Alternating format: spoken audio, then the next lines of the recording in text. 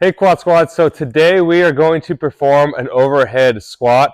So this is one of my favorite squats. It's going to challenge you in so many ways, right? And the cool thing about this one, it really is like a total body exercise. You really have to focus on your balance, core, stabilization, range of motion. It's going to challenge your ankle, knee, and hip mobility as well. So I really love this movement. It's definitely a little bit more advanced. So if this is like one of your first times doing it, we always recommend either with a resistance band or a mobility stick, or even just your arms in a Y-fly formation.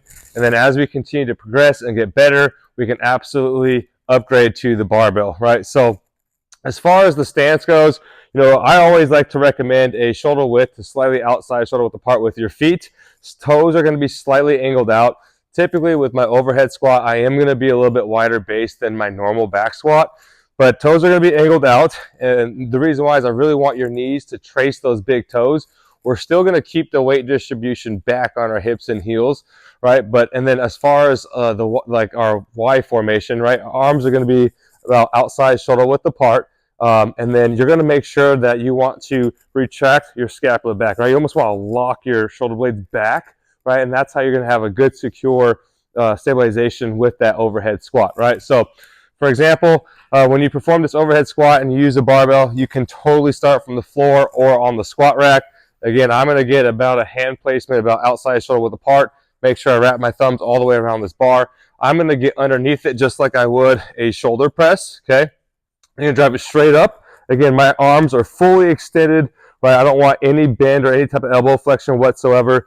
Feet will be, again, shoulder width to slightly outside shoulder width apart. My toes are going to be angled out. Once again, I want to make sure my shoulder blades are fully retracted and locked, right, to where you're going to really focus on challenging that posterior chain.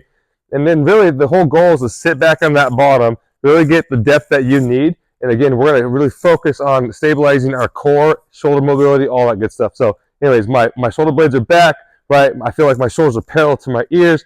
Get the depth that I want. Inhale and drive all the way up. Exhale, okay? Now, sometimes if you want, you can get a little bit wider base with your hands if that feels more comfortable. Again, you can also get a little bit wider base with your legs. But again, the weight distribution's on the hips and heels. I'm going to get my depth, drive straight up, keep my core nice and tight. Okay. From there, you're just going to bring it back to your chest and shoulders, and rack it up. Right. Again, that's the overhead squat.